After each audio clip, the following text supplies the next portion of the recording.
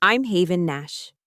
In the eyes of my stepfather, Frank, I am just an aging, useless secretary, a woman he believes couldn't even pump her own gas. But he doesn't know that right there in the back seat of his cramped minivan, smelling of stale yogurt and resentment, I am running a global hostage rescue operation. The moment the Boeing 747 of Air Force One tore through the sky and touched down on that provincial runway, Frank's face drained of all color. He screamed at me, spit flying, "Get down, Haven! What are you smuggling? Drugs! You're going to get the whole family killed." He stared at the red laser dots of the Secret Service dancing around my feet and trembled, convinced this was the end for his useless stepdaughter. But he was wrong. Dead wrong. When the cabin door opened, I didn't get handcuffs. I got a sharp salute from a Marine colonel. If you have ever been looked down upon by your own family, pushed to the margins while you carried the weight of the world on your shoulders, then hit that subscribe button right now. Because today, we are going to teach them a lesson they will never forget about who is really in charge. 48 hours before the tarmac incident, the air conditioning at the Longhorn Steakhouse off I-66 was working overtime, battling the humid Northern Virginia heat, but it couldn't cool down the simmering rage in my chest. The booth smelled like burnt garlic butter and cheap cologne. Frank's cologne. "To Kyle," Frank announced, his voice booming loud enough to turn heads 3 tables away. He raised a glass of the house Cabernet, holding it by the bowl like a barbarian, leaving greasy fingerprints on the glass. A real man, a conqueror of the skies. My younger half-brother, Kyle, sat opposite me, looking smug. He swirled his soda, soaking in the adoration. He was 30 years old, still living in the basement suite I helped pay for, and today we were celebrating his monumental achievement, obtaining a private pilot's license for a single-engine Cessna. "That wasn't an easy check ride, Dad," Kyle said, feigning modesty while fishing for a piece of the Wild West shrimp. "The crosswind component was almost 5 knots. 5 knots? You hear that, Helen?" Frank slapped the table, making the silverware jump. My mother, Helen, nodded frantically, cutting her Flo's filet into tiny, nervous pieces. "Incredible," she chirped, avoiding my eyes. "Just incredible, Kyle." "That's what separates the men from the boys," Frank declared, pointing a steak knife at me for emphasis. "Aerodynamics, Haven. It's not just driving a car. You have to understand physics. Lift, drag, thrust. Things you don't need to worry about in your little travel secretary job." I slowly chewed a piece of broccoli. I wanted to tell him that a 5-knot crosswind is what we call a calm day at Andrews Air Force Base. I wanted to correct his explanation of Bernoulli's principle, which he was currently butchering to explain how a wing works. As the director of the Crisis Response Division at the NSC, I spent my mornings briefing Joint Chiefs on aerial refueling logistics for supersonic bombers. But I said nothing. I just nodded. "Congratulations, Kyle. Safe flights." Frank snorted. "Safe? Safety is for people who are afraid to live, Haven. Kyle is taking risks. He's out there doing things. Meanwhile, you're just booking hotels for politicians." My pocket buzzed. It wasn't a normal vibration. It was the frantic double pulse pattern of my secure BlackBerry, the one I kept hidden inside my purse. That pattern meant one thing: flash override, the highest priority alert. My heart rate didn't spike. Training took over. I slid my hand under the table, finding the device by touch. I needed to see the code. Was it the embassy in Sudan? Or the hostages in the Balkans? I pulled the phone out, just an inch below the table's edge, shielding the screen with my napkin. Slam. Frank's hand came down on the table, right next to my plate. The noise was like a gunshot in the crowded restaurant. The chatter at the nearby tables died instantly. "Put it down," Frank hissed, his face flushing a deep, ugly red. "We are celebrating your brother's achievement, and you are checking Facebook?" "Frank, I am sick of it, Haven." He was shouting now, performing for the audience of diners. "Every time we try to have a family moment, you're glued to that screen. It's an addiction, it's rude, and quite frankly, it's embarrassing." Do you think those bureaucrats you book flights for care if you answer an email at 7 p.m. on a Friday? I looked at the screen. The message was 3 words: coup in progress. 300 American citizens were currently trapped in a conflict zone, and the extraction window was closing in 4 hours. I needed to authorize the deployment of a carrier strike group. Right now. But Frank saw a disrespectful daughter playing on Instagram. I looked at my mother. She was staring at her mashed potatoes, shrinking into herself. "Haven, please," she whispered, her voice trembling.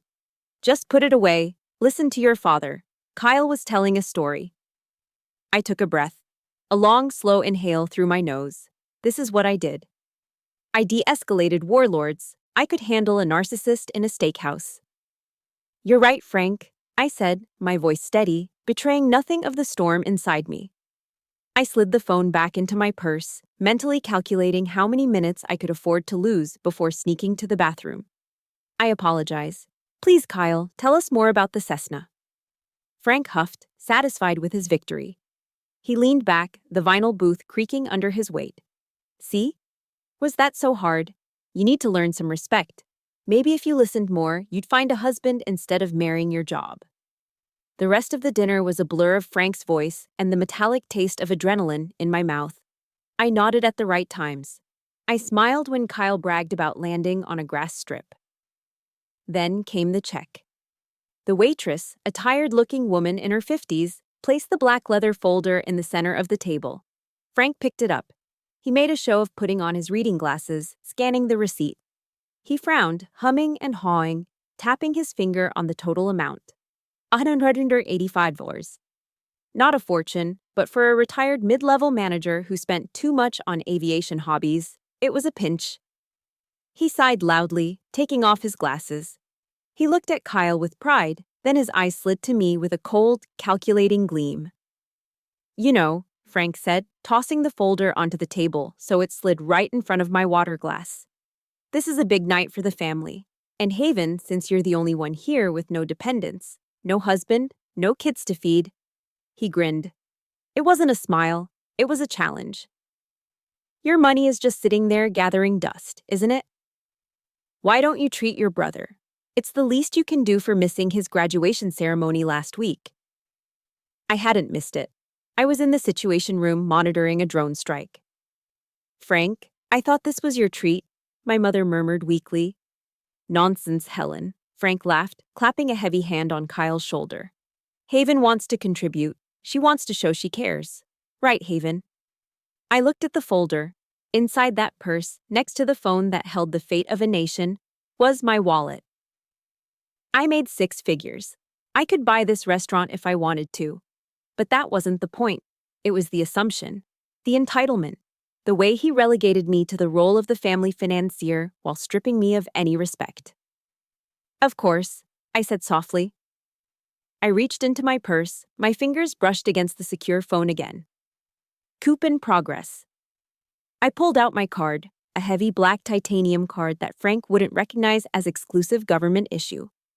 I placed it in the folder. "Happy flying, Kyle," I said. Frank winked at the waitress as she came back. "She's paying. Good girl." As the waitress walked away, I heard the sharp, electronic beep of the credit card machine from the server station. That sound, that single, high-pitched tone. It echoed in my head, merging with the sudden, piercing ring of the emergency alert that I could no longer ignore. Beep. The sound of my money buying their silence. Beep. The sound of the countdown beginning. That high-pitched electronic beep from the credit card machine didn't just signal a transaction. It triggered a memory, pulling me back through time to a day that should have been a milestone, but instead became the foundation of my invisibility. It was 7 years ago. The humid air of a Washington, D.C. May was suffocating, thick enough to chew on. I was standing on the lawn of George Washington University, sweating under the heavy black fabric of my master's gown. Around me, families were erupting in joy. Fathers hoisting daughters onto their shoulders, mothers adjusting mortarboards, champagne corks popping in the distance. I scanned the crowd, clutching my diploma in international relations so hard the leather cover creaked. I was looking for Frank's bald spot or my mother's nervous smile. I checked my phone. One missed call. One voicemail. I pressed play, and Frank's voice, tinny and distracted, floated into my ear. Haven, look, we're not going to make it. Kyle took a nasty spill at his varsity soccer game. His knee is looking pretty purple, kiddo. We're taking him to urgent care just to be safe. You know how it is. Can't risk his scholarship chances. Grab yourself a nice dinner or something. We're proud of you. The line went dead. I stood there, surrounded by thousands of cheering strangers, and felt the blood drain from my face. Kyle was 17. A bruised knee. He hadn't broken a bone. He hadn't been rushed to surgery. He had a bruise. And for that, my 6 years of academic grind, the sleepless nights writing thesis papers on nuclear nonproliferation, the internships at the State Department, it all vanished. I was the backup plan, the extra. The scenery in the movie of their lives where Kyle was the undisputed star. That was the day the word secretary started to burn like a brand on my skin. It wasn't just Frank's ignorance, it was his deliberate refusal to see me. After 9/11, like so many Americans my age, I felt a calling. The towers fell, and the world changed. I wanted to enlist. I wanted to do something that mattered.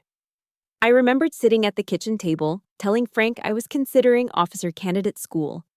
He had laughed, not a chuckle, but a belly laugh that rattled his coffee mug. You? In boots? Frank had wiped a tear from his eye. Sweetheart, look at you. You're soft. You're quiet. You like order. You don't lead men into battle, Haven. You're built for logistics. Taking notes. Making sure the coffee is hot for the men who make the decisions. You'd make a fantastic secretary for a general, maybe. He framed it as advice. He called it realism.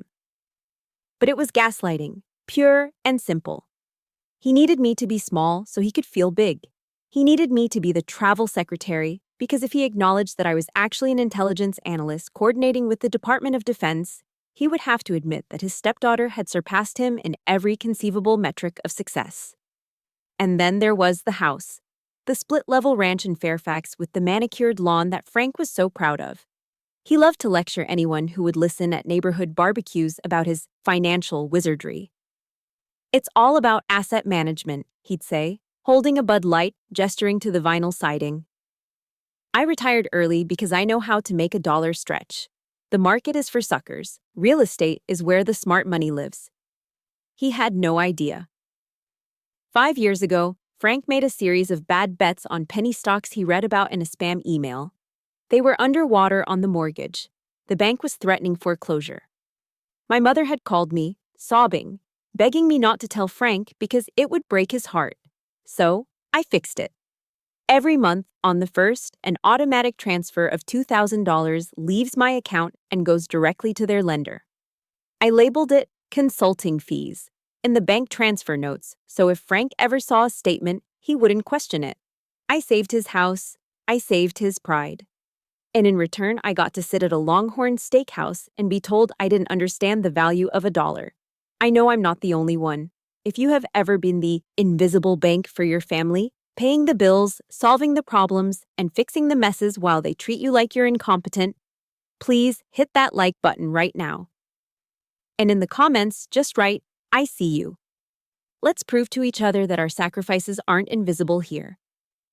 Back in the present, the memory faded, replaced by the cool, recycled air of my apartment. It was 3 a.m. The only light in the room came from the glow of 3 encrypted monitors arranged in a semicircle on my desk. On the center screen, a satellite feed showed a grainy, thermal image of a convoy moving through a desert halfway across the world. A coup had just toppled a government in North Africa. 300 American aid workers and engineers were trapped in a compound, surrounded by militia trucks mounted with heavy machine guns. My secure line blinked red. It was the Admiral of the 6th Fleet. Director Nash, his voice crackled in my earpiece, sharp and professional. We are in position. Ospreys are spooled up. We are waiting on your green light for the extraction corridor. I looked at the map. I looked at the intelligence report scrolling on the left screen. Lives hung in the balance of my next sentence. I took a sip from the mug on my desk. The coffee was cold, black, and bitter. Frank's voice echoed in the back of my mind. You're only good for making sure the coffee is hot for the men who make decisions. I set the mug down. My hand didn't tremble. Admiral, I said, my voice steady, carrying the weight of the White House behind it. You have a go. Execute Operation Archangel. Get our people home. I wasn't a secretary. I wasn't a backup plan. I was the one holding the line while the rest of the world, including Frank and Kyle, slept soundly in the beds I helped pay for. But as I watched the thermal signatures of the Marines moving in to save lives, I knew the hardest battle wasn't happening in that desert. It was happening tomorrow morning. Frank had confiscated my car keys. He had trapped me in his world. And in a few hours, I would have to step out of this command center, put on my useless daughter mask, and get back into that minivan. I looked at the blinking cursor on my screen. The operation was underway, but I had my own extraction to plan. And unlike the convoy on my screen, I didn't have a fleet coming to save me. I had to save myself. The plan I had formulated in the dark at 3 a.m. was flawless, simple, efficient, and precise. I would shower, grab my pre-packed go bag, which contained a satellite uplink, a change of clothes, and 2 encrypted hard drives, and be on the I-66 on-ramp by 6:15. I would reach the White House Situation Room by 6:45, just in time to brief the National Security Advisor before the President's morning intelligence update. But as the military strategist Helmuth von Moltke once said, no plan survives first contact with the enemy. He just didn't know the enemy would be a retired airline middle manager in khaki cargo shorts. At 6:05 a.m., the secure phone in my pocket vibrated with a violence that rattled my teeth. It was the specific 3-pulse pattern indicating a flash override, a priority level that supersedes all other civilian and military communications. I glanced at the screen. The threat level had just escalated to DEFCON 3. The militia in the North African desert had moved their artillery into firing range of the hostage compound. We had moved from a monitoring situation to an active crisis. I sprinted down the hallway of my mother's house, my heels clicking sharply on the hardwood. I burst out the front door, adrenaline flooding my system, my mind already calculating flight paths for Reaper drones. I reached for the door handle of my dark gray sedan parked in the driveway. It was my sanctuary, my escape pod, my connection to the adult world where I commanded respect. And just where do you think you're going? The voice stopped me cold. I looked up. Frank was standing at the end of the driveway, planted firmly in the center of the asphalt, like a troll guarding a bridge. He was wearing an oversized polo shirt tucked into shorts that were pulled up too high, holding a mug of coffee that read, World's Best Grandpa, a gift from a family that didn't exist yet, bought by himself. Frank, move, I said, my voice clipped. I opened my car door and threw my bag onto the passenger seat. I have to go into the office. It's an emergency. Frank took a slow, deliberate sip of his coffee. He didn't budge. On a Sunday? I don't think so. We talked about this last night, Haven. Today is Kyle's fly-in. The whole family goes. That includes you. I don't have time for this, I snapped, sliding into the driver's seat. I jammed my key into the ignition. The engine roared to life, a sweet, powerful sound of freedom. I put the car in reverse. The backup camera screen flickered on, showing Frank's distorted, red-faced figure standing directly behind my bumper. He wasn't moving. He was crossing his arms. I rolled down my window. Frank, get out of the way. I have 300 lives depending on me being at my desk in 40 minutes. He walked around to the driver's side window. He leaned down, placing a hand on the roof of my car, invading my space with the smell of stale coffee and aggressive entitlement. 300 lives? Frank chuckled, shaking his head. Always the drama queen. You book flights, Haven. You're not saving the world. You're avoiding your family. You're jealous of your brother, and frankly, it's ugly. I am not jealous, I said, my hand hovering over the gear shift. I am employed. Now move, or I will back out around you. You need to learn to slow down, Frank said. His eyes dropped to the ignition. In a split second, instinct screamed at me to roll up the window. But I was too slow. Frank's hand darted inside the car. It was a violation so sudden, so absurd, that my brain couldn't process it immediately. His thick, calloused fingers wrapped around the key fob. "No!" I shouted, grabbing his wrist. "Let go!" he barked. He twisted his wrist with a strength I didn't know he had. The hysterical strength of a man terrified of losing control. He ripped the keys out of the ignition. The engine died instantly. The dashboard lights flickered and went black. Silence crashed down on the driveway. The only sound was the chirping of birds and the heavy breathing of a man who thought he had just won a victory. I sat there, frozen, my hand still reaching for the empty ignition slot. My car, my property, my freedom, my lifeline to the Situation Room, was now a 2-ton paperweight. Frank stood up, dangling the keys in front of my face like he was taunting a toddler. He slipped them into the deep pocket of his cargo shorts. "I'm confiscating these," he said, his voice dropping to that patronizing teacher tone he loved so much. "Since you want to act like a spoiled child who can't follow family rules, I'm going to treat you like one. You're grounded from the car, Haven." "Frank," I said, my voice trembling with a rage so cold it felt like ice in my veins. "Give me back my keys. That is theft. That is federal property inside that vehicle." "It's a Toyota, Haven, not a tank," he scoffed. "Now get out. You're riding in the van with us. We're leaving in 5 minutes. Don't make me come drag you out." He turned and walked toward the house, his flip-flops smacking against his heels, satisfied with his parenting. I sat in the dead car, gripping the steering wheel until my knuckles turned white.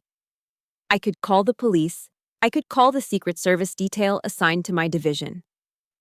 They would be here in 10 minutes. They would tackle Frank, handcuff him on his manicured lawn, and retrieve my keys. But 10 minutes was too long. And the paperwork, the scandal, the background checks on my family that would follow. It would derail the operation. I couldn't afford a domestic dispute report when I needed top-secret clearance to authorize a drone strike. I looked at my secure phone. DEFCON 3. The mission was the only thing that mattered. If I couldn't get to the command center, I had to bring the command center to me. I swallowed the scream that was clawing at my throat. I grabbed my go bag. I stepped out of my sedan, slamming the door shut. I walked toward the open garage where the beige Honda Odyssey sat waiting. It was covered in pollen and bumper stickers that said, "Proud parent of an honor student." It was the chariot of suburban mediocrity. I slid the side door open. The interior smelled of old French fries, wet dog, and the unmistakable sour scent of spilled yogurt that had baked in the Virginia sun. "Good choice," Frank called out from the front porch, jingling my keys in his pocket. "See? Isn't it nice to be part of the team?" I climbed into the back seat, squeezing myself between a massive child safety seat for a nephew who visited once a year, and a cooler full of sodas. I pulled my knees to my chest. I put my earbuds in. I tapped the screen of my phone, initializing the secure link to the Pentagon. Thud. The automatic door slid shut, sealing me inside. Frank thought he had stripped me of my power by taking my keys. He thought he had trapped me. But as I watched him waddle toward the driver's seat, I realized he had made a fatal error. He had just locked himself in a metal box with a woman who was about to orchestrate a war, and there was no escape for him now. Interstate 66 was doing what it did best on a Saturday morning: nothing. It was a 30-mile-long parking lot of shimmering heat and exhaust fumes, stretching from the D.C. Beltway out into the Virginia suburbs. Inside Frank's Honda Odyssey, the atmosphere was even more suffocating. The air conditioning was wheezing, struggling to battle the humidity, but it stood no chance against the smell. It was a specific, cloying scent unique to family road trips, a mixture of stale fast food French fries, the faint, sour odor of old yogurt spilled weeks ago, and Frank's overwhelming musk of cheap aftershave and self-righteousness. I was wedged in the back row, my knees pressed against the back of the middle seat. To my left was a giant plastic cooler filled with generic brand soda. To my right was a child safety seat belonging to my cousin's toddler, covered in sticky residue and crumbs of crushed Cheerios. The hard plastic of the car seat dug into my hip with every lurch of the stop-and-go traffic. "You see this, Kyle?" Frank said, his eyes darting to the rearview mirror to make sure he had an audience. He tapped the steering wheel with authority. This is why you check your tire pressure. Half these idiots are driving on soft rubber. Increases the drag coefficient, burns gas, bad for the asphalt. It's basic physics, but nobody teaches that anymore. I kept my head down, my hair falling forward like a curtain to hide the wireless earpiece in my right ear. Copy that, Admiral, I whispered, barely moving my lips. What is the status of the extraction team? Director Nash, the voice of Admiral Holloway, commander of the 6th Fleet, came through crystal clear, a stark contrast to the static of the minivan's radio. The Osprey team is refueling mid-air. We are holding at the rendezvous point. But we have a problem. Intelligence suggests the militia has acquired shoulder-fired surface-to-air missiles. We need authorization to engage preemptively. Hold fire, I whispered. If we shoot first, the hostages die. I need visual confirmation on the SAM sites. Haven! Frank's voice cut through the Admiral's report like a foghorn. I flinched, instinctively sliding my phone under my thigh. Yes, Frank. Are you listening? He waved a hand at the glove compartment. I was just telling your brother that a real pilot doesn't rely on GPS. GPS rots your brain. If the satellites go down, what do you have? You have a paper map. Hand me the Rand McNally from the pocket there. He wanted me to pass him a road atlas, a book of paper maps that hadn't been updated since 2015. Frank, we're on I-66, I said, trying to keep the irritation out of my voice. It's a straight line. We don't need a map. It's about the principle, Haven. He sighed, looking at my mother in the passenger seat. Helen, she just doesn't get it. No situational awareness. That's why she's stuck in a cubicle. My mother just nodded, staring out the window. She's tired, Frank. Let her be. I'm teaching her, Frank insisted. Kyle, tell her. When you're up in the Cessna today, are you going to stare at an iPad, or are you going to look out the window? Kyle, sitting in the front passenger seat, the shotgun position of honor, turned around. He adjusted his aviator sunglasses, which he was wearing inside the car. He looked like a budget version of Tom Cruise, if Tom Cruise still lived in his parents' basement. Visual flight rules, Dad, Kyle said, flashing a grin. Eyes on the horizon. That's real flying. He looked at me, scanning my huddled form in the back corner. Who are you talking to, anyway? Kyle asked, a smirk playing on his lips. I saw your lips moving. You chatting with an internet boyfriend? Or are you booking a vacation for some senator? Just work, Kyle, I said quietly. Work, he scoffed. Hey, ask your boss if he can get me a discount on a hotel in Miami. I'm thinking of taking the Cessna down there once I get my instrument rating. I'll see what I can do, I lied. In my ear, the Admiral's voice returned, tense and urgent. Director, we have a development. The President has been briefed. He's invoking the National Command Authority. He wants a direct secure video conference with you, immediate effect. He wants to look you in the eye before he authorizes a strike. My stomach dropped. The President of the United States wanted a face-to-face briefing. Now. I looked at the dashboard clock. 9:15 a.m. We were still 20 minutes from the airfield. I was trapped in a moving prison of mediocrity. I couldn't jump out. The traffic was moving at 10 miles per hour, but running down the interstate shoulder would attract the state police, and Frank would undoubtedly chase me. Director, the Admiral pressed. The President is airborne on Air Force One. He's en route to D.C., but he can divert. Where are you? We need a secure facility. I looked out the window. Through the haze of heat and exhaust, I saw a green highway sign. Exit 44. Manassas Regional Airport. 2 miles, Manassas. A general aviation airport. It had a control tower. It had a runway long enough for corporate jets. And, crucially, it was where Frank was taking us.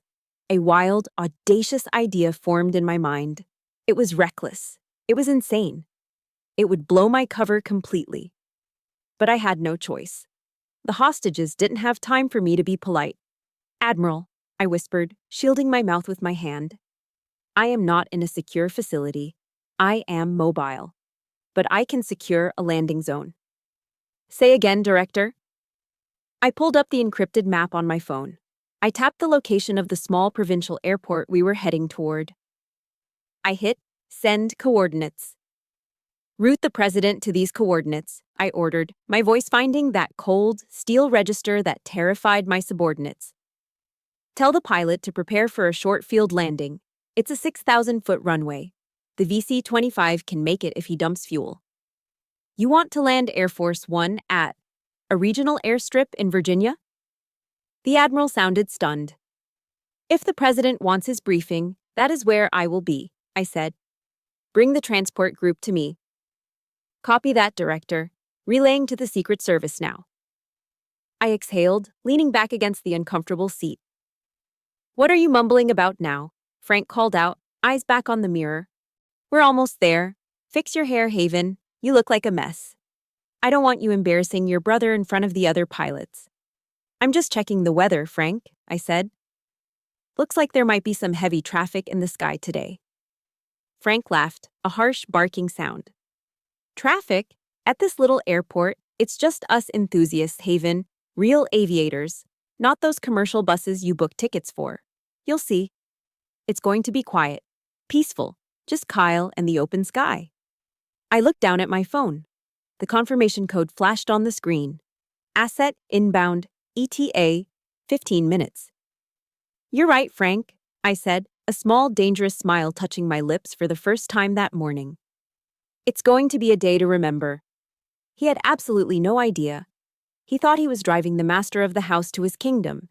He didn't realize he was chauffeuring the Grim Reaper to a meeting with God. The minivan lurched as we took the exit ramp. The sign for the airport loomed ahead. I tightened my grip on my phone. The command center wasn't in the White House basement anymore. It was right here, next to the crushed Cheerios, and the world was about to come crashing down on Frank's little Sunday drive. The midday sun over Manassas Regional Airport was not just hot, it was aggressive. It bounced off the white concrete and the aluminum hangars, creating shimmering waves of heat that made the horizon dance. The air smelled of burnt asphalt and the sweet, chemical tang of avgas, a scent Frank inhaled deeply, puffing out his chest as if he were breathing in pure heroism. We stood on the tarmac in front of the object of his worship, a 1946 Piper J3 Cub. Frank spoke about this plane as if it were a Lockheed Martin F-22 Raptor. In reality, it was a tiny, fabric-covered antique painted a shade of yellow that reminded me of a bruised banana.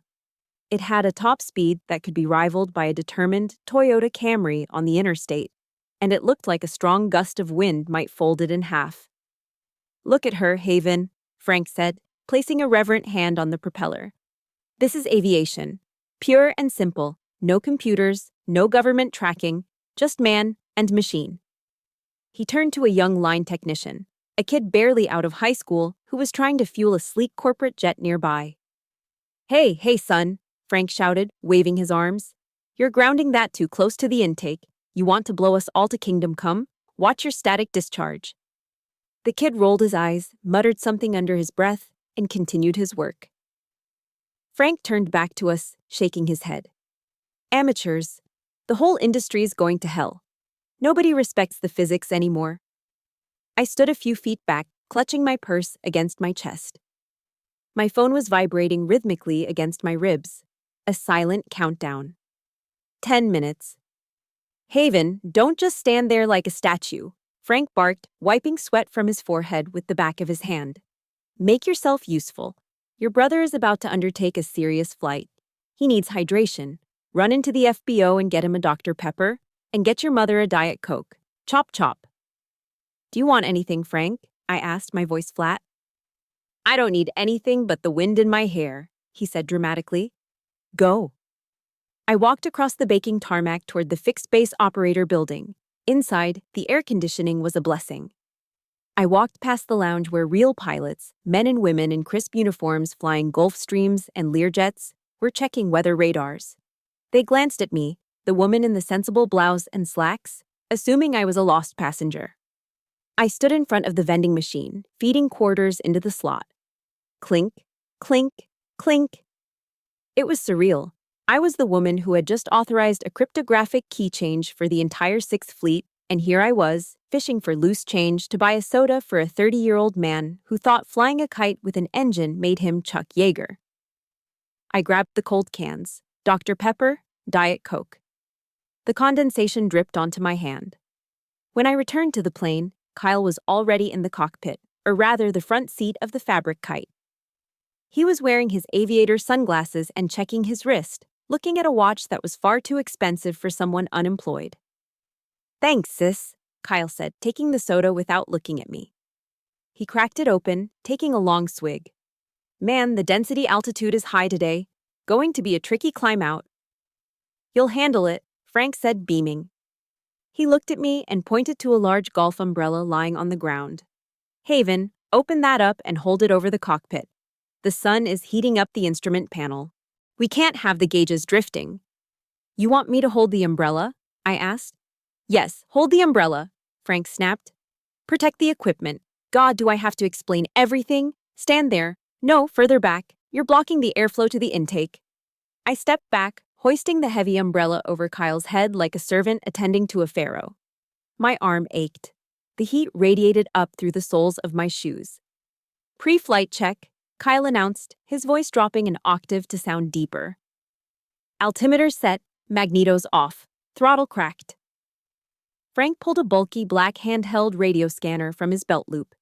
It was an ancient device from Radio Shack that he carried everywhere, claiming it gave him intel that the news didn't report. He extended the telescopic antenna, turning the squelch knob until the static hissed loudly. "Tower is quiet," Frank noted, listening to the fuzz. "Good. Means we have the pattern to ourselves." I shifted my weight. The vibration in my purse had stopped. That meant only one thing: asset on final approach. Suddenly, the static on Frank's radio changed. It wasn't the lazy hiss of an open channel anymore. It was a sharp, rhythmic interference, the kind you hear when a massive electromagnetic source overpowers a receiver. Zuzzed, zuzzed, pop. Then, a voice cut through the noise. It wasn't the bored local controller I usually heard on Frank's scanner. This voice was different. It was crisp, authoritative, and terrifyingly calm. "Break! Break! All stations, Manassas Tower. Implementing immediate ground stop. Security level 1 in effect. All aircraft on the ground, hold position. All aircraft in the pattern, depart the airspace immediately. This is a federal mandate." Frank frowned, tapping the side of his radio. "What? What kind of garbage is this?" "Repeat," the voice continued, louder this time. "Ground stop. Clear the runway. Unidentified heavy traffic inbound. Expedite." The young technician fueling the jet dropped his hose. The pilots I had seen in the FBO were running out onto the balcony, looking at the sky. Frank looked at the radio, then at Kyle. He let out a scoff of disbelief. "Ground stop." Frank laughed, a nervous, irritated sound. "For what? There's not a cloud in the sky. This is ridiculous. Probably some bureaucrat in DC pushed the wrong button." "Dad, maybe we should wait," Kyle said, his hand hovering over the starter. He looked less like Top Gun and more like a confused kid. "Nonsense," Frank yelled over the sound of a siren starting up in the distance. "It's a drill, Kyle. They do this to scare the hobbyists away. We have rights. We filed a flight plan. Well, we were about to. Start the engine." "Frank," I said, lowering the umbrella, "you should listen to the radio." Frank spun on me, his face purple in the heat. "Don't you start, Haven. You don't know the first thing about FAA regulations. I've been listening to this scanner for 20 years. If it was real, I'd know." He turned back to Kyle, waving his hand dismissively at the empty blue sky. "Kick the tires and light the fires, son. Let's show them what this bird can do before they close the runway for their little game." Kyle nodded, emboldened by his father's stupidity. He reached for the ignition switch. "Clear prop," Kyle shouted. The little propeller spun. The engine coughed, sputtered, and roared to life with the noise of a very angry lawnmower. Frank pumped his fist, shouting over the engine noise. "That's it! Taxi to the hold line. Ignore the tower." I stepped back, folding the umbrella. I looked to the east. Frank was looking at the yellow toy in front of him. He was looking at the pavement. He was looking at his shoes. He wasn't looking up. But I was. And in the distance, a dark speck was growing larger against the sun. It wasn't a cloud, it wasn't a bird, and it certainly wasn't a drill. The air pressure dropped, the birds stopped singing, even the drone of the Piper Cub seemed to falter, as if the machine itself was trembling in the presence of a predator. Frank screamed something at the tower, shaking his fist. He had no idea that in about 30 seconds, his entire understanding of the universe was about to be obliterated by 4 General Electric CF6 turbofan engines. It started as a vibration in the soles of my shoes, a low, thrumming tremor that traveled up my legs and settled in my chest, rattling my ribcage. The birds that had been chirping around the hangar suddenly went silent. The wind picked up, but it wasn't a natural breeze. It was a pressure front, a wall of displaced air pushing ahead of something massive. "What is that?" Kyle shouted, looking around wildly. "Is that a storm front?" Frank looked up from his shoes, squinting against the glare. "Don't be stupid, Kyle. It's probably a C-130 transport from the guard base. Loud, clumsy things." But then the sun went out. A shadow fell over the tarmac. Not the passing shade of a cumulus cloud, but a total, terrifying eclipse. It swallowed the yellow Piper Cub. It swallowed Frank. It swallowed the entire airfield. I looked up, shielding my eyes, and watched the monster descend. It was the most beautiful and terrifying thing I had ever seen. The underbelly of the Boeing 747-200B was a vast expanse of polished aluminum and sky blue paint. It hung in the air, defying gravity, a leviathan of metal and power that blotted out the sky. The noise hit us a split second later. It wasn't a sound you heard, it was a sound you felt. The scream of 4 General Electric CF6 turbofan engines at idle was enough to vibrate teeth in their sockets. As the pilot flared for landing, the roar escalated to a deafening, earth-shattering howl. "Get back!" Frank screamed, but his voice was lost in the cacophony. The sheer force of the jet wash hit us like a physical blow. Frank's hat, the one that proclaimed him the world's best grandpa, was ripped from his head and sent tumbling across the asphalt into a drainage ditch. The Piper Cub rocked violently on its suspension, its wings dipping dangerously as if bowing in submission. Screech! 600,000 pounds of American diplomacy slammed onto the runway. Smoke erupted from the 18 main landing gear tires as they bit into the pavement. The smell of burning rubber instantly overpowered the scent of Frank's cheap cologne. The massive aircraft slowed, its thrust reversers deploying with a mechanical roar that sounded like the end of the world. It taxied toward us, a towering wall of steel. And then, I saw it. The detail that broke Frank's brain. The flag. High on the tail, the American flag stood proud. And sweeping across the fuselage in impeccable font were the words, "United States of America." This wasn't a C-130. This wasn't a training exercise. This was the VC-25, the Flying White House.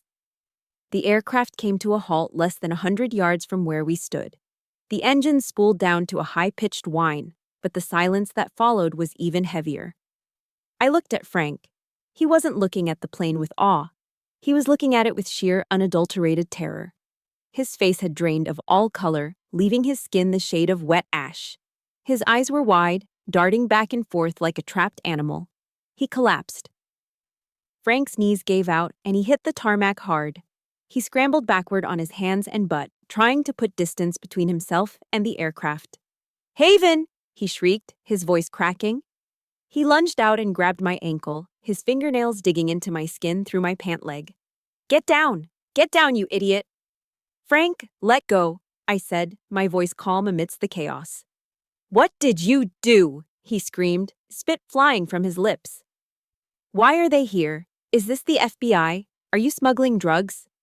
Oh my God, you're laundering money for terrorists, aren't you? That's where the mortgage money came from." He was hyperventilating now, his narcissism twisting reality into a pretzel. In Frank's small, fearful world, the government only showed up to punish. He couldn't conceive of a reality where authority arrived to serve. "They're going to arrest us all," Frank wailed, pulling harder on my leg. "I didn't know. Officer, I didn't know. She's the stepdaughter. I have nothing to do with her." He was already selling me out.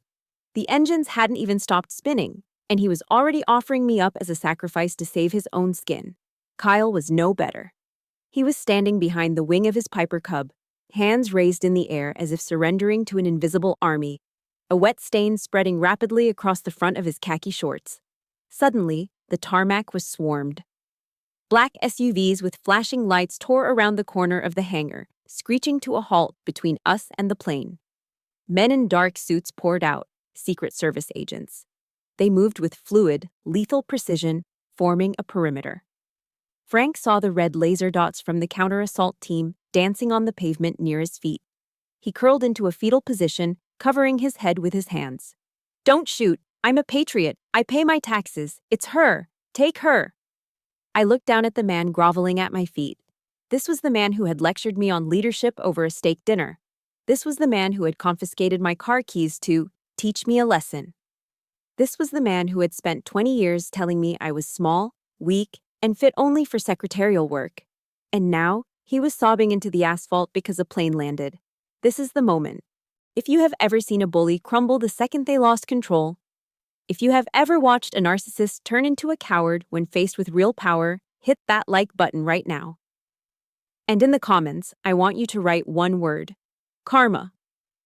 Let's see how many of us have waited for a moment just like this. I felt a strange sensation in my chest. It wasn't anger anymore, it was pity. I shook my leg, hard. "Get off me, Frank," I said. He looked up, blinking through his tears.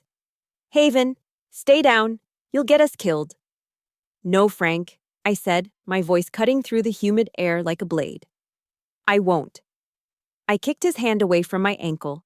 I brushed a speck of dust from my blazer. I reached into my purse and pulled out my ID badge, the one I usually kept hidden in a zippered pocket.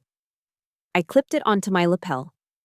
The gold seal of the executive office of the president glinted in the sun. "Haven," Frank whispered, confusion warring with his fear. Where are you going?" I didn't answer him. I didn't look at Kyle cowering by his toy plane. I turned my back on the minivan, on the spilled sodas, on the petty, small life they had tried to imprison me in. I started walking. I walked straight toward the line of black SUVs, straight toward the men with assault rifles, straight toward the massive staircase that was slowly unfolding from the belly of the beast. The wind whipped my hair back, but I didn't flinch. For the first time in my life, I wasn't walking away from something. I was walking toward who I really was. The distance between Frank's Honda Odyssey and the staircase of Air Force One was less than 50 yards. But as I walked it, it felt like I was crossing the widest canyon in the world. Behind me lay a lifetime of being told I was small, incompetent, and irrelevant. Ahead of me lay the world where I commanded armies. I didn't run, I walked. My heels clicked rhythmically on the hot asphalt, a steady metronome counting down the final seconds of Frank's delusion. From the corner of my eye, I saw movement. Fast, aggressive movement. 2 black Chevrolet Suburbans tore across the tarmac, flanking the giant aircraft. They didn't slow down gently. They slammed on their brakes, drifting slightly. Tires screaming in protest as they created a physical barricade between me and the rest of the airport. The doors flew open before the vehicles even came to a complete stop. "Federal agents, back up! Get back!" 6 men in dark suits poured out. They moved with a terrifying synchronized fluidity that made them look less like individuals and more like a single organism designed for violence. They wore wraparound sunglasses and earpieces, and in their hands, they held Daniel Defense MK-18 rifles at the low ready position. They didn't look at me. They didn't need to. They knew exactly who the asset was. Instead, they formed a perfect V-shape, a phalanx, around me. They turned their backs to me, facing outward, creating a wall of human steel. Their weapons were pointed directly at the only threat in the vicinity: a 68-year-old man in cargo shorts and a 30-year-old fake pilot with a wet stain spreading on his pants. "Don't shoot! Oh God, don't shoot!" Frank's voice was a high-pitched shriek, unrecognizable from the booming baritone he used to lecture me about tire pressure. I stopped and turned slowly. Through the gaps between the agent's shoulders, I saw him. Frank was on his knees. He had thrown his hands up so fast he nearly dislocated a shoulder. His face was a mask of pure, unadulterated panic. He looked at the laser sights dancing on the pavement near his knees and dissolved. I didn't do it, Frank screamed at the agents, pointing a shaking finger at me. I don't know what she did, but I'm not part of it. I'm a taxpayer. I'm a good citizen. She's the stepdaughter. She's mentally unstable. Take her. Just don't hurt me. The betrayal was immediate. It was instinctive. In the face of authority, the man who claimed to be the patriarch, the protector, the alpha male of the family, had instantly offered me up as a sacrifice to save his own skin. Beside him, Kyle was frozen. He stood by the wing of his yellow Piper cub, his mouth hanging open. The damp patch on the front of his khakis was growing larger, darkening the fabric in the cruel sunlight. The conqueror of the skies had wet himself. Back up, the lead agent barked, his voice amplified by the silence of the stunned airfield. Hands where I can see them, on the ground, now. I'm doing it, Frank sobbed, pressing his face into the hot, dirty asphalt. See? I'm cooperating. Officer, please, I have a bad back. I watched them. For 20 years, these two men had made me feel small. They had criticized my clothes, my job, my lack of a husband, my choices. They had made me feel like an intruder in my own home. And now, looked at them. Groveling in the dirt, terrified of the very power they claimed I didn't have. A mechanical whirring sound drew my attention away from the pathetic display. The main cabin door of the Boeing 747 was opening. The stairs unfolded with hydraulic grace. A figure appeared in the doorway. It wasn't the president, not yet. It was a man in the impeccable dress blue uniform of the United States Marine Corps. Silver eagles on his shoulders glinted in the sun. Rows of ribbons decorated his chest. He was a colonel, the president's military aide, a man who carried the football, the nuclear launch codes. He walked down the stairs with a solemn, heavy gait. He didn't look at the agents. He didn't look at Frank sobbing on the ground. He didn't look at the yellow toy plane. He walked straight through the line of Secret Service agents, who parted to let him pass. He stopped exactly 3 feet in front of me. The colonel snapped his heels together. The sound was sharp, like a pistol crack. He raised his right hand in a crisp, slow, perfect salute. It was a gesture of supreme respect, reserved for superiors, for the commander-in-chief, and for those holding the highest offices of the land. Good morning, Director Nash, the colonel said. His voice was deep, respectful, and carried clearly over the tarmac. The president is waiting for you in the conference room. We are ready for immediate departure. I didn't salute back. I was a civilian. But I nodded, acknowledging the respect that Frank had denied me for decades. Thank you, Colonel, I said softly. Before I turned to ascend the stairs, I took one last look back. Frank had lifted his head from the asphalt. He was staring at the colonel. He was staring at the salute. His brain was trying to process the impossible image. The travel secretary, the useless girl, the coffee fetcher. A Marine colonel was saluting her. Frank's mouth worked, opening and closing like a fish on a dock, but no sound came out. The cognitive dissonance was breaking him. He realized in that shattering moment that he hadn't just been wrong. He had been irrelevant. I looked him right in the eye. I didn't smile. I didn't gloat. I didn't flip him off. I didn't need to. I simply looked at him with the detached curiosity one might have for a bug that had just splattered against a windshield. Goodbye, Frank, I whispered, though he couldn't hear me over the rising whine of the engines. I turned my back on him. I turned my back on the minivan. I turned my back on the debt I paid, the insults I swallowed, and the keys he had stolen. As I climbed the stairs to the most powerful aircraft on Earth, I felt a weight lift off my shoulders. A weight I hadn't realized I was carrying until it was gone. The Secret Service agents began to retreat, moving in formation to follow me, leaving Frank and Kyle alone on the vast, empty runway, small and insignificant under the shadow of my wings. I stepped into the cool, pressurized cabin of Air Force One. The door closed behind me with a solid, final thud, sealing out the heat, the smell of stale yogurt, and the ghosts of my past forever. The wind on the tarmac was violent, whipping my hair across my face, stinging my cheeks with grit and the smell of burnt jet fuel. But as I placed my foot on the first step of the mobile staircase, the chaotic noise of the outside world began to fade. Each step was a physical severance. Step 1. I left behind the humidity of Northern Virginia, the sticky, oppressive heat that had clung to me since childhood. Step 2. I left behind the smell of stale yogurt and the crushed Cheerios embedded in the upholstery of a minivan that had served as my prison cell for the last 2 hours. Step 3. I left behind the voice of a man who had told me, not 10 minutes ago, that I was incapable of understanding aerodynamic lift, while I was currently boarding the only aircraft in the world equipped to survive a nuclear blast. I reached the top of the stairs. The Marine colonel who had saluted me stood aside, holding the door. He didn't say a word. He didn't need to. His posture said everything. Welcome home, Director. I stepped across the threshold. The transition was instantaneous and jarring in its luxury. The roar of the engines, that deafening, bone-shaking scream, vanished, replaced by the hushed, pressurized silence of the cabin. The air here was different. It was cool, crisp, and scrubbed clean of dust. It smelled of expensive leather, furniture polish, and the rich, dark aroma of freshly brewed Kona coffee. The kind served on silver trays, not in styrofoam cups. A steward in a white jacket nodded to me. Director Nash, can I take your bag? No, thank you, I said, gripping the strap of my go bag. It contained the hard drives. It stayed with me. The president is in the conference room, the steward said, gesturing down the corridor. He's reviewing the initial casualty reports. I walked down the aisle. The carpet was a deep, plush blue, woven with the seal of the President of the United States.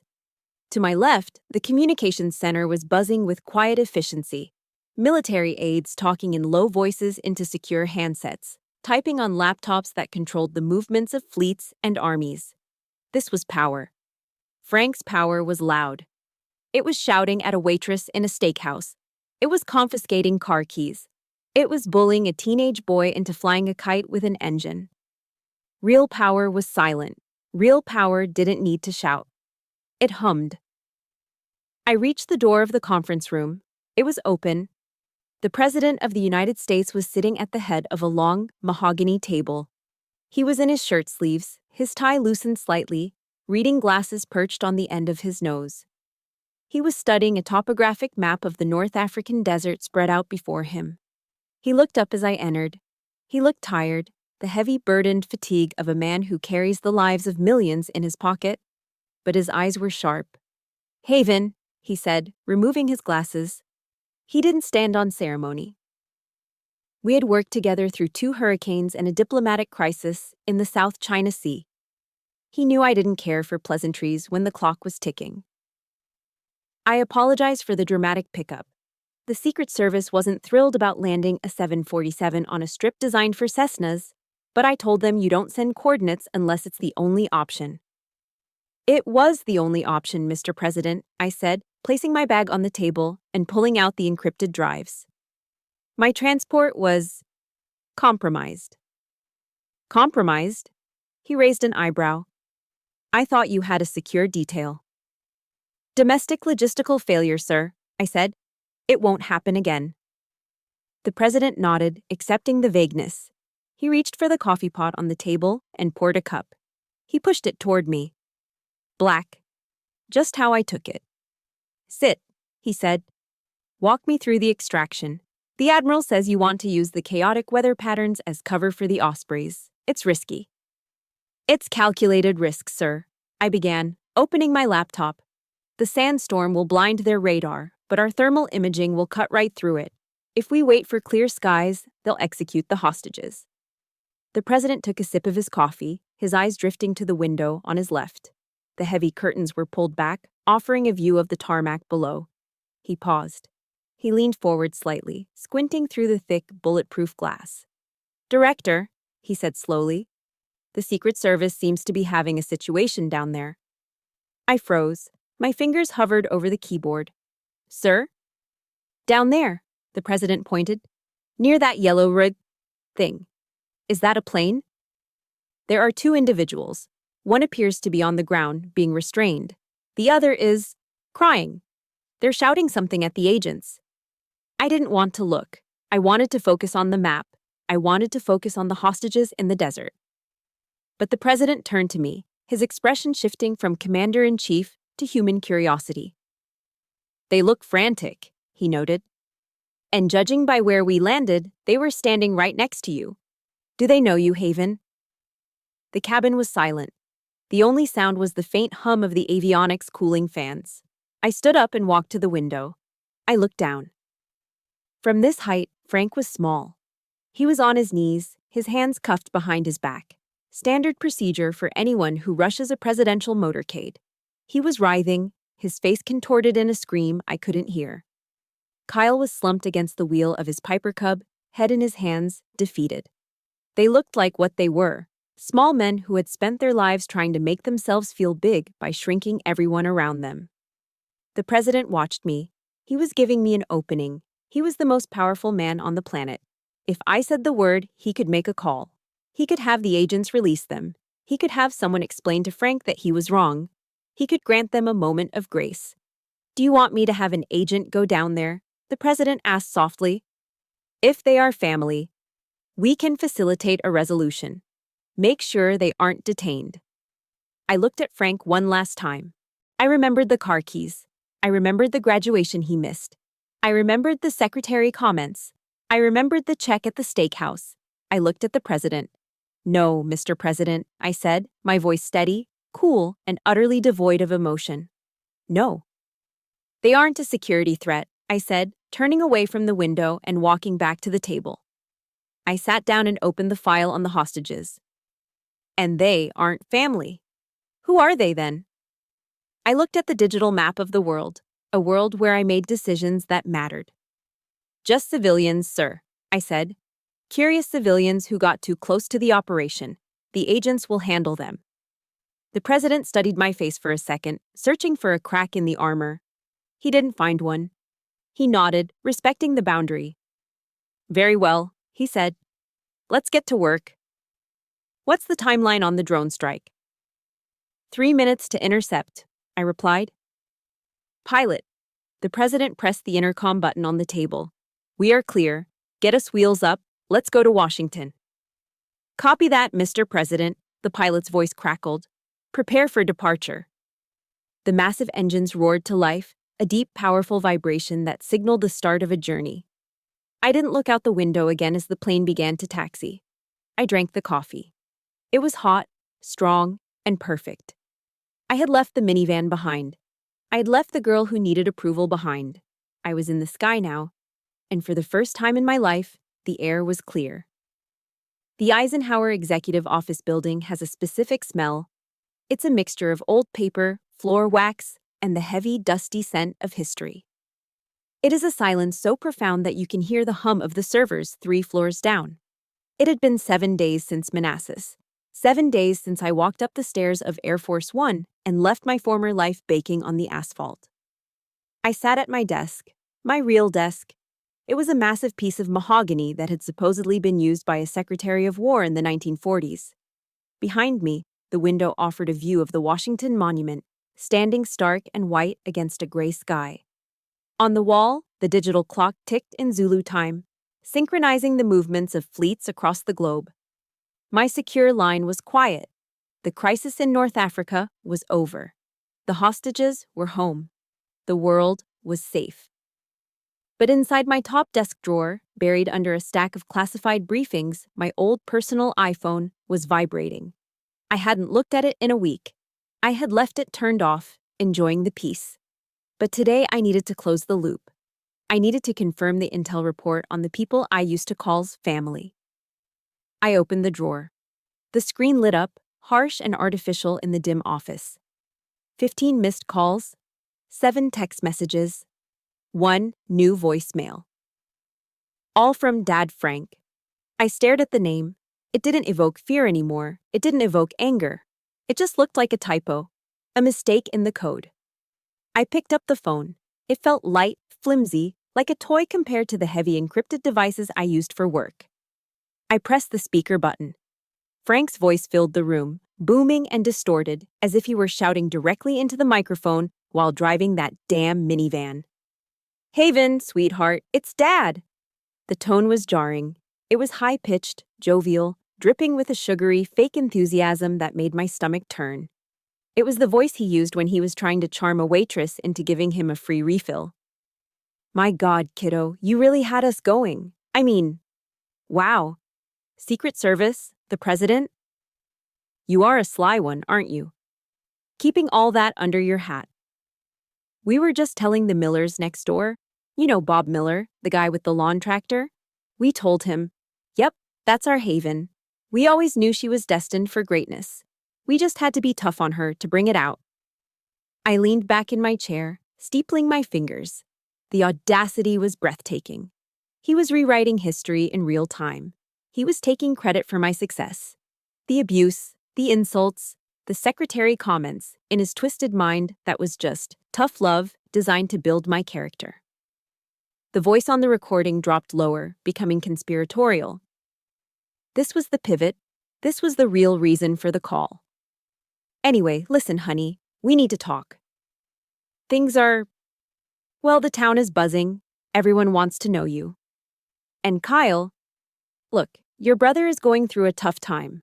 That little incident with the Piper Cub really shook his confidence. He's thinking the private pilot route is too slow. I could hear the smile in his voice now. A greasy, transactional smile.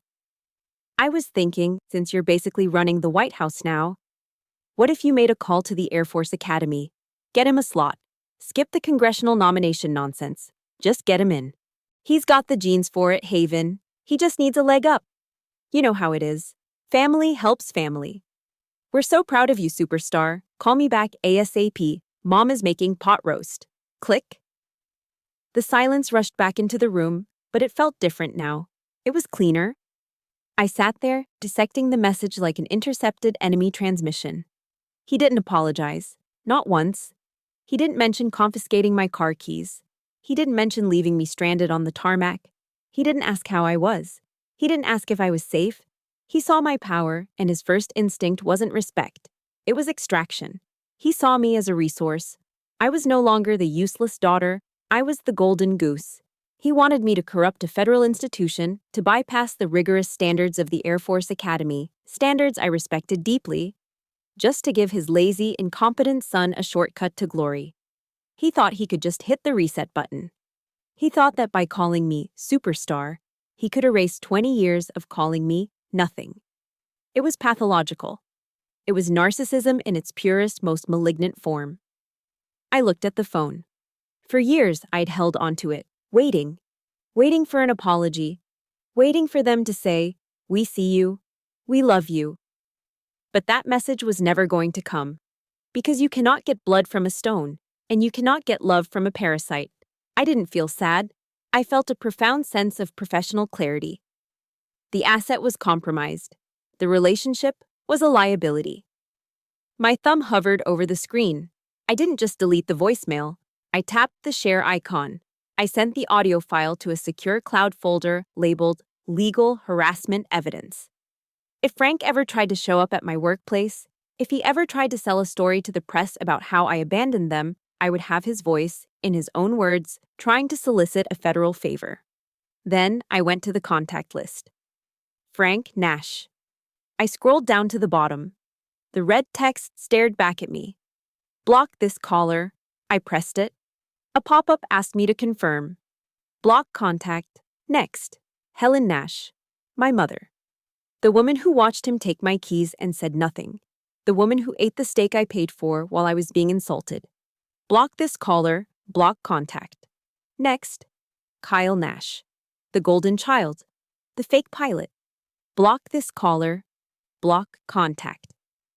I put the phone down. I expected to feel heavy. I expected to feel the weight of orphanhood, the sting of being truly alone in the world. But I didn't. I felt like I did when the landing gear retracted on takeoff. I felt lighter. I felt drag reduction. I looked out the window at the Washington Monument. The sun was breaking through the clouds, illuminating the white stone. I wasn't alone. I had a team of 300 analysts downstairs who respected me. I had a president who listened to me. I had a mission. I picked up the old iPhone one last time. I walked over to the shredder bin in the corner of the room, the one reserved for non-classified electronic waste. I dropped the phone into the bin. It landed with a hollow thud among the shredded paper. I walked back to my mahogany desk. I pressed the intercom button on my secure line. "Director Nash?" My assistant's voice chirped instantly. "Sarah," I said, my voice clear and strong. "Bring me the briefing on the Pacific Rim, and get me a fresh cup of coffee. Black." "Right away, Director." I opened my laptop. The screen glowed with data, maps, and responsibilities. The file on family was closed. The file on my life was just opening.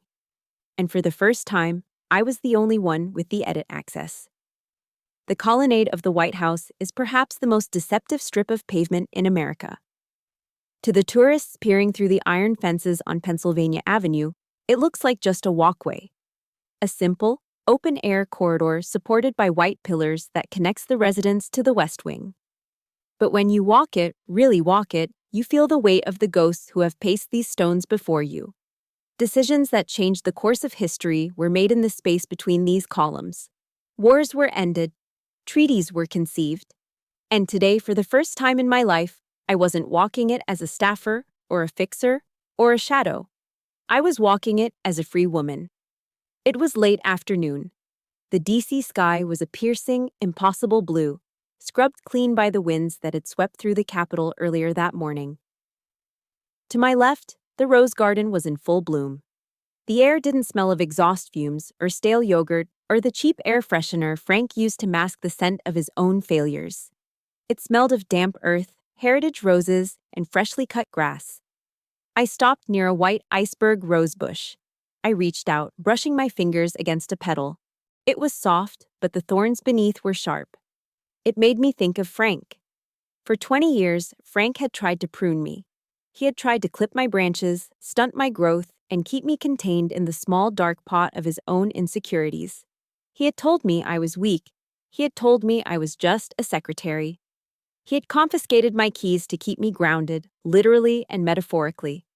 He thought that if he piled enough dirt on top of me, I would suffocate. He thought that if he buried me under insults and gaslighting and the crushing weight of his own narcissism, I would eventually disappear. I looked up at the white pillars standing tall against the sun. They say there is a Mexican proverb that goes, "They tried to bury us. They didn't know we were seeds." Frank didn't understand the nature of pressure. He didn't understand that carbon, when subjected to enough crushing weight and intense heat, doesn't crumble. It turns into diamond. Every insult he hurled at me was just another layer of pressure that hardened my resolve. Every time he told me I was incapable of leading, I worked twice as hard to master the art of command. He thought he was breaking me. In reality, he was forging me. I continued walking, the sound of my heels echoing softly against the architecture. I thought about the voicemail I had listened to an hour ago, the desperation in his voice, the transactional love, the way he tried to barter my success for his son's comfort. A week ago, that call would have ruined my day. It would have sent me spiraling into a guilt trip, wondering if I was a bad daughter, wondering if I owed him something for the roof he put over my head, even if I paid for the mortgage on that roof. But today it felt like reading about a weather system on a different planet. It was a storm, yes, but it wasn't my storm. I had closed the window. I reached the end of the colonnade, near the entrance to the Oval Office. There is a presence here, a sense of continuity. I thought of Eleanor Roosevelt, a woman who knew something about being underestimated, about being defined by the men in her life, until she decided to define herself. Her voice seemed to whisper in the breeze, rustling the magnolia trees. No one can make you feel inferior without your consent. For so long, I had given Frank my consent. I had handed him the signed permission slip to belittle me every time I sought his approval, every time I paid a check I shouldn't have paid, every time I climbed into the back of that minivan to keep the peace. I had revoked that consent on the tarmac at Manassas, and I was never, ever giving it back. I realized then that I didn't need a pilot's license to understand flight. Frank and Kyle were obsessed with the mechanics of flying, the flaps, the rudder, the engine. They thought flying was about manipulating a machine. But real flight? Real flight is the ability to rise above the turbulence. It's the ability to look down at the things that used to terrify you, the bullies, the debts, the expectations, and see them for what they truly are. Small, insignificant dots on a map that you have already flown past. Roar. The sound started as a rumble and quickly tore through the silence of the garden. I looked up. High above the Washington Monument, a solitary F-35 fighter jet banked sharply, its afterburner glowing like a star in the daylight. It was likely a patrol from Andrews, securing the airspace over the Capitol. A week ago, that sound would have made me flinch. It would have reminded me of Frank screaming on the runway, of the fear of being arrested, of the chaos. But today, I didn't flinch. I didn't look down. I shielded my eyes against the sun and watched the metal bird carve a path through the heavens. It was loud. It was unapologetic. It was powerful. It was mine. That sky didn't belong to Kyle and his rented Cessna. It didn't belong to Frank and his delusional lectures on aerodynamics. That sky belonged to me.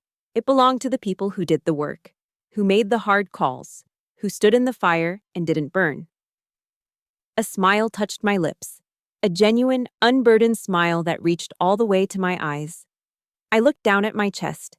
The sunlight caught the laminated surface of my security badge clipped to my navy blazer.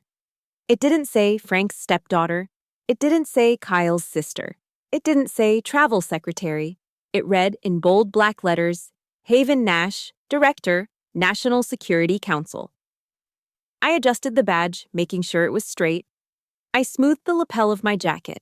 I took a deep breath, filling my lungs with the sweet, free air of my own life. The oxygen tasted different when you weren't holding your breath, waiting for the next blow to fall. I turned away from the garden, away from the memories of the past, and faced the door to the West Wing. There were briefings to read. There were decisions to make. There was a world to protect. And I was exactly where I was supposed to be. I took a step forward, then another, and I didn't look back. My operation is complete, but I know many of you are still fighting your own battles on the ground. If my story reminded you that your value is never defined by your family's opinion, please honor that truth by hitting the subscribe button and liking this video. It helps us clear the runway for more survivors to find this community. I want to read your briefing in the comments.